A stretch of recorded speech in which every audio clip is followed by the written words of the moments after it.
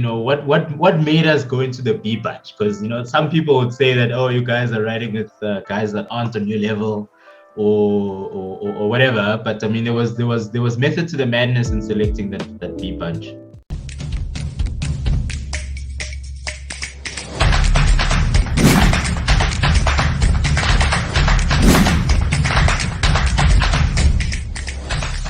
Okay, who's kicking us off? Is it you, Yeah, you'd already started with 2 intros, so Yeah, I think just starting off with the prep for the race. I mean, for me, it was basically the first official race of the season. I mean, we did have Wafa Wafa, which was a good warm up, and I think after that there wasn't something very hectic. So it was a lot of just training. So I was quite nervous leading up to the day, and I mean, without having a very good race to start off the year with, you're not sure how, you haven't really gauged your fitness, you haven't gauged your capability and what's possible and what's not. And so I think that's what made me very, very nervous there. But then I knew for me it was a thing of, how do we pick the best group, the best bunch to start off with. Yeah. But again, the other good thing is that it was a bit of a home ground advantage in the sense that we're right there a lot, basically every weekend. We're right there all the time. So we know the corners, we know the streets, we probably know where the pothole is. So that was an advantage. That was quite a big advantage. But yeah, I mean, with the first race, lots of pressure, lots of preparation, lots of analysis, trying to understand what to expect. Because one of the biggest challenges in cycling is the stuff that's out of your control. The environment dictates the direction and strength of the wind, and the people you're riding with. And so there's a lot of question marks that come with that. And the other challenge we had is that the wind kept changing significantly as we approached the day. So yeah, so I mean, we spent some time analyzing that wind, and it just kept on changing up until we checked it on the morning, and suddenly it was all west to east wind. But I think if you look at the speeds, the wind wasn't really that bad. I think the conditions were near perfect for a good bike race. You would have had other cyclist excuses if you didn't have a good day. Yeah, that's true. I think the maximum for the day was under 10 kilometers per hour, and that's heaven. Oh, that's good. That's good. Yeah, that's good. So I think the enemy for the day, especially for us heavier riders, was to just get over those hills. And the wind and positioning was important still, but I think it wasn't really a deciding factor. Yeah, so I mean, you spoke about the bunch selection. I think we were all seated A here. Yeah. What made us go into the B batch? Because some people would say that, oh, you guys are riding with guys that aren't on your level, or whatever. But I mean, there was method to the madness in selecting that B bunch. Yeah, 100%. I think there was a bit of, I don't want to call it analysis, then we sound like we are too crazy. But we looked at the past performance and how that bunch had performed, and obviously we benchmarked that against our goal. So the important thing was to put up our goal and say, listen, I think we wanted to average 38 Ks an hour, which means we would have hit round about 3 hours, 4 minutes or so. That was the target. And I think when you then look at that, and then you look at, okay, what can I use to best achieve this? And I think that's why the B bunch became attractive in the sense that it's not too aggressive, but it will help you hit the target. But most importantly, I think we wanted to make sure that we finish with the bunch. We wanted to leverage the bunch going up those hills and making sure that we are protected, and that when you are in the B bunch, given the fitness and preparation we had done, I think it was very difficult for the guys to break away and leave us behind. Yes. Izo, how was the prep for you, man? How was it coming into the race? No, man, I think like you guys mentioned, so the Wafa really prepared us in terms of, because I think before Wafa, we had been riding, doing a lot of zone 2 rides, zone 1, zone 2 rides. So, that sort of awakening of the muscle fibers to say, hey, this is what's going to be happening come race season. So I think we sort of knew, okay, cool, this is the worst that we can expect in races, because Wafa was constant breakaways, just as constant attacks, just constant, right? So I think going into the race, I sort of had that confidence. And with B, you sort of have that confidence that it's not going to be as attack packed as what we would experience maybe in A. So even I think mentally as well, I think it gives you that lack of pressure, because I think with A there's just that mental pressure as well, that here it's basically elite guys that are going to be there. So even if you look at the time, chances are you might see that A and B probably rode the same times, but from a mental point of view, B sort of gave us that confidence that at least, we're starting the season, to be honest, and I think we're still going to progress, and we want to start somewhere in the middle. So I think B is a great position to start from, knowing that at least, come future races, we can at least move up the ranks. 100%. No, I like the point you're making there. It's very good. It was good for us psychologically, gave us good mental strength. Eugene has had a bit of some action there when we started off in the bunch. Eugene, can you tell us, let's talk more about the start of that bunch and that attempted breakaway very early within the first 4Ks there. Yeah, it wasn't even 4Ks. I think it was within the first few hundred meters. 2Ks. Yeah, so I mean, we started off the front. I think Lizo rolled off first. Then I followed and followed, and what ended up happening was there was a lot of, I think, confusion within the bunch in terms of, okay, who must pull, which club must come to the front, and whatever. There was a lot of confusion happening, and I think guys just didn't want to be part of it, and then they broke away. They attacked quite quickly. I think it was within 500 meters of the start of the race. And immediately when I saw that, I'm like, something in me got activated. I'm like, I need to follow this. and secretly in my head, I'm thinking, there's a lot of, I think, people with different goals in races. You might start together in B, but the goals are different. You might want to sub-3 with a bunch of guys. Some other guys want to finish with their club members. Some other guys just want to finish. You know what I mean? So we have different goals. So that breakaway kind of aligned to my goal in wanting to finish with the bunch. So I followed the move. I mean, it cost quite a bit of energy bridging to those guys. But once I bridged, I realized that we were actually being followed by the whole peloton. And then I think that's when they came through to play his duties as road captain. So I think I was supposed to see Eno's bums for the rest of the day after that.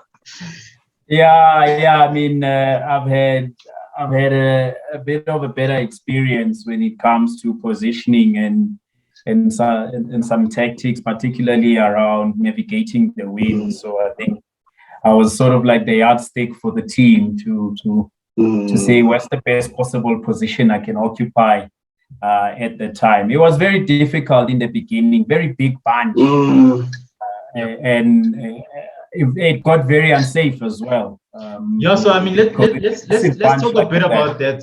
Let's talk a bit about that, because I think there was a lot of reports of near crash incidents that happened within the first couple of kilometers. What can we attribute that to? Is it the road surfaces? Is it just inexperienced riders that we're riding with? I think so. To be honest, guys, I think that there's a lot of adrenaline, and mind you, no one wants to get dropped within the first few Ks. So it's always, if you look at our power numbers, chances are the power numbers in the beginning, like in those maybe first few Ks, is sometimes pretty high, because everyone's trying to catch up, make sure that if there's a bunch formation, that they're part of the bunch and that they're within a safe part of a bunch. And what you tend to find is that you could start and be in a bunch, But then because there's so much movement happening, all of a sudden it can spit you out and you're now towards the end. So everyone's sort of struggling and fighting for position and making sure, that I'm center, I'm there, sometimes I'm close to the action. And I think that coupled with the adrenaline of, like now we're racing, it's so easy to focus on those other elements and positioning and whatnot that you sort of forget to look at who's coming next to you. And especially with that big bunch. With that big bunch, I think you said it now. You mentioned that the fact that there's different kinds of riders, and there are riders maybe who might not have as much experience in riding in groups. Yeah. Maybe they ride a lot on Swift or whatever not, and then they come there, and for them, obviously, I can just come into this line and I don't have to indicate or show anything. And I think that sort of lack of communication within the bunch causes a lot of madness. That's why you saw a lot of near sort of accident experiences happening in that bunch. So I mean, I think for me, I've done well in races where there's an early climb, and the reason for that is the filtering happens earlier on, right? So you've got all of your tailing riders dropping off much earlier, which makes the group significantly smaller and sort of easier to ride. So that's been my experience, and I love races where there's a climb in the beginning, and they turn up that heat straight from the gates, and that's where I really do well. I'm not. I wouldn't say I'm very comfortable with a big bunch around me. But if there's that filtering that happens in the beginning into a smaller group, I definitely perform there. So yeah, I think moving on, we had a very unfortunate incident with I think less than 20 Ks, eh? Somewhere around 20 Ks in 25 K, I think. Yeah, Lizo suffering an unfortunate puncture. And it happened right in front of me. And I could feel it. On the road, I think you said it last time, where you sense, man, no, this road is too rough. It feels like I have a puncture. And lo and behold, I'm like, damn it. You can start feeling when you're riding on the rim. I've received good advice from, because I've got puncture anxiety. I mean, as soon as I feel some sort of roughness in the surface, I want to stop and check if I've got a puncture and so on. But he once said to me, you pedal until that you're riding on that rim. Tell us about that feeling you get in your heart, in your mind, when, this is like one of the biggest races of the year. You've been training hard, and now you realize, shucks, I'm out. I have to stop.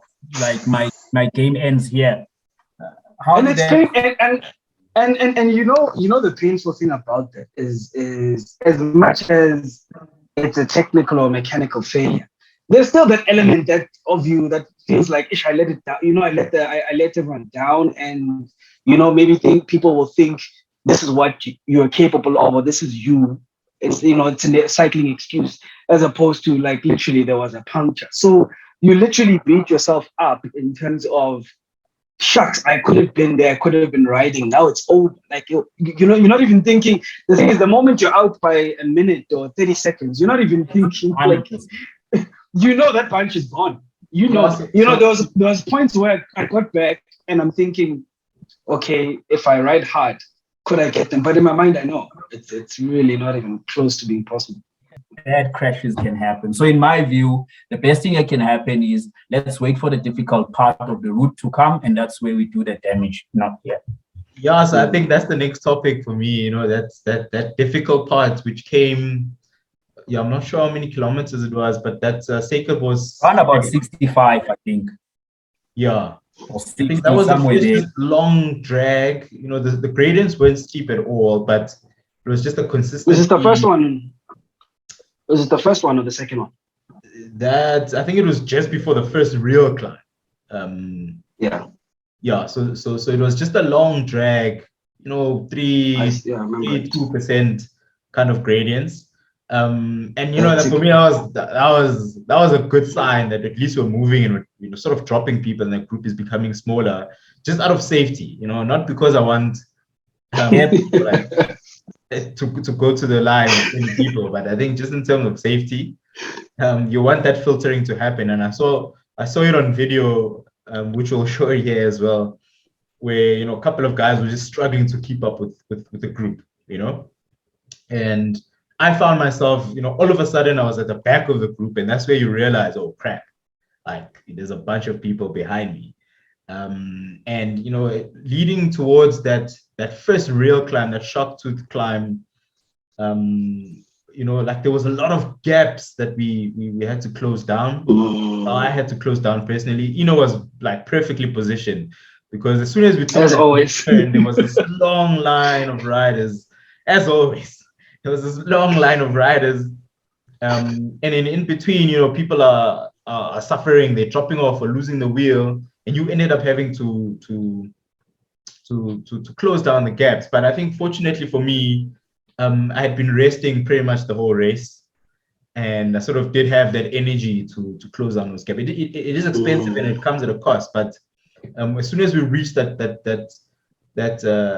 you know, the crest of that first climb, I think I was the last person just to enter into that group, and luckily it successfully braked. Yeah, I think Eugene had a very, very good view of the whole filtering. He watched it in the back, so he watched the bloodbath, the people being thrown out the windows of the bus.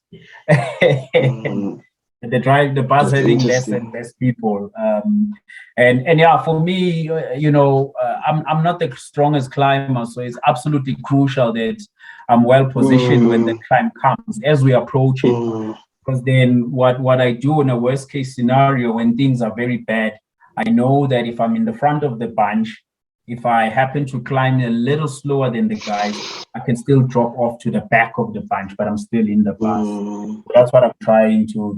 That's the strategy going up those hills. And I must say, it really helps to have Eugene there, you know, to help me cover the wind and stay with the bunch. On that last hill, there was one that really, really taxed and was proper spent going up that desperate. The last one. That last climb, and it's a bit long, and it's a bit long. 100%. So that's what I said on those climbs. I think climbs are always great for the day. I think it's most of the time that's where the racing happens. That's where you start to see, you know, who the top 10 or top 20 is going to be, and that's where the what you call the microwave training gets exposed. But you know what I found interesting, you know, especially for us weighted, you know, so you know, with the whole weight loss journey, that I realized in the race that I've actually lost weight, because I was like literally flying, and I was shocked that people were dropping off. I think on the second climb, I broke away without even noticing that I'm breaking away. And then the guys who were pulling the punch, all of a sudden they were at the back. And that's when I had the choice to say, do I continue on my own and suffer, or do I wait for? And I literally had to wait. There's a point where I was literally like pedaling squares, waiting for the guys to come back, because I was thinking, you know, it's still a long way ahead and I can't afford to do it on my own. So I might as well wait for the tandem and all these guys to come back. Yeah. But that weight loss thing, that's when you start to see it. Yeah. The benefits, 100%. The power to weight ratio.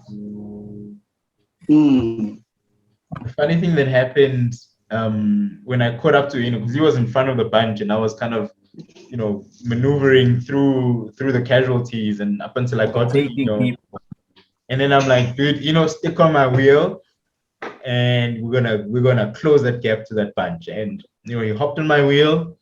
And as soon as we were approaching, you know, the back of that bunch, he's like, no, take me to the front. At that time, I'd been doing like 300 watts for a long time. He's like, no, take me to the front. And I had to spend a bit more energy taking this man all the way to the front. But it was great teamwork. And I think it's evidence that, you know, having a team on the day or having wheels that you can trust, it really helps. Whether, you know, it's a drafting effect or whether it's a psychological thing, it really helps having your teammates with you. And I think for us, this was probably the first race we've started together, where we were all in the same bunch. So for you guys, you know, starting, because there was sort of a lot of familiar faces, you know, like there was the Bogani guys and a couple of the, you know, riders that we know. Did that also give you a sense of confidence when you look around and you see familiar faces that you normally do sort of ride with occasionally, that, you know what, it's things are not going to be so dire because, it's familiar faces sort of thing. So, and I know their capability kind of things. Yeah. At least you can sort of gauge and feel confident that you can maybe keep up here. It was bittersweet. It was bittersweet, I must be honest, in the sense that you know the guys, you're comfortable with them, and it was very good in the sense that we worked together to a certain extent. The guys from Vugani would give me wheel. I would, give them space if they want to come in. So we worked together in that sense. But, ultimately, the teams had their own goals. For instance, I found myself trying to close off a gap with one of the Vugani members trying to, break away. He sneaked out of the bunch and he went out. And, you got to work to try and bring him back. You don't have a man in front. Eugene is still here with me. And same goes with, ECC as well. They didn't have a man in front. And so we worked together to try and bring it back. And on that same note, there was a time that, my mate Eugene broke off towards the end as well. He went off, he snapped the bunch, and I stayed back, because I knew, okay, my guy is there, got to see if I can harass the bunch, slow them down, etc. But the guys, they want to try and pull him back. There was no, oh, this is my mate Eugene. If he's not wearing the jersey I'm wearing as an opponent.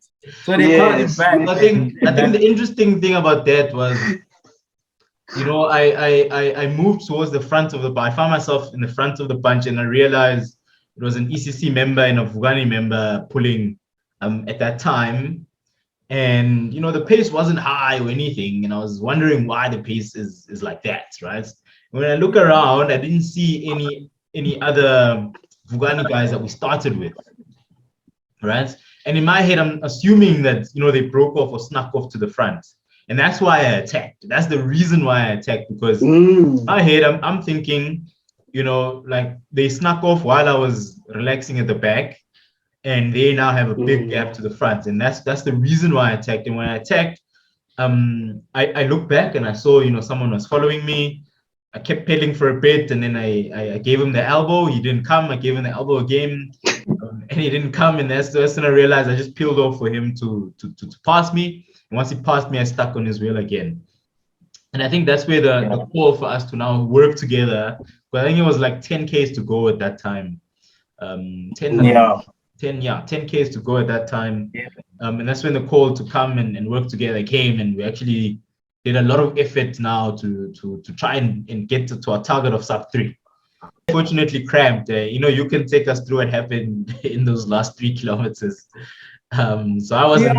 Obviously, there was a lot of panic. To your point about you looking at the watch and you realizing. Mind you, we came there. We didn't have the sub 3 was not on the cards. We didn't have that in mind.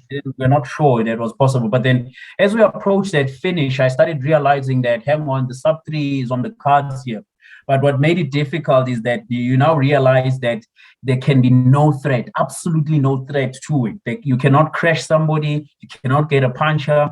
All the stars need to align at that point. And I think then the guys started working. I think there was good strength coming from Vugani there, trying to pull that bunch. I tried to, pick a very good position. I knew that we were in the front of the bunch, and I was quite confident that there was 1, 2, maybe less than 5 people that snuck away. Then we were just pulling as a bunch, trying to see whoever we can bring back where possible. And the difficult thing was that you couldn't really trust the Vugani guys that were pulling at the time because they had a man in front. So you couldn't be confident that, are they really pulling in their best interest because they know the man is there. So we worked together, we try and pull. There was a lot of exchange in terms of the guys in front, and it came off to a very, very fast finish. There was a bit of a downhill there. We really were spinning bike, but it was also a very technical finish. There was a lot of cornering. Yes, I saw the points. And with all that cornering, there was a lot of marshals. There was a lot of the slower riders as well. So it wasn't a very nice finish, but I tried to navigate as many people as I could. as I was actually trying to fight for top 10 in that sense, because I started realizing, hang on, it's possible. But then I was trying to make sure that first prize is to get sub 3 and not crash. Yep. And then if you get top 10, that would be great. But that was the thinking for me coming towards the finish, is that let's rather, nail the sub 3 rather than try and do, navigate people in a technical finish and crash and then miss it. Yeah. I think one of our biggest challenge, I must say, was that we're highly outnumbered. I mean, 3 riders. I mean, the teams come out in numbers, but I think 3 is still a team. Yep. I think we really did well on the day. I mean, big ups to Lizzo's performance after 2 punches, one of which he was stranded with no tube. I can imagine how devastating that might have been. So I'm really proud of what we've achieved, and we've come quite a long way. It's exciting to see what's next. Okay, I think in closing, our next probably big event is Tour to Polokwane, which is this weekend in a couple of days. Looking forward to that. I mean, I think after that we've got a bit of a break, and then the next one is Cape Town, that's probably the biggest race of the year. It's an A race. It's an A category race. Yep. Yeah. So I think for that one we'll most probably do a pre-race analysis, strategy or whatever the case is, leading up to it. Just a short 10 minutes just to see where our heads at as a team. But I will post another video when it comes to that. So that's my closing comment. Definitely. Anything else from you guys? Just looking forward to this weekend's race. Yeah. All right. Lovely. We'll catch you guys in the next one. Cheers.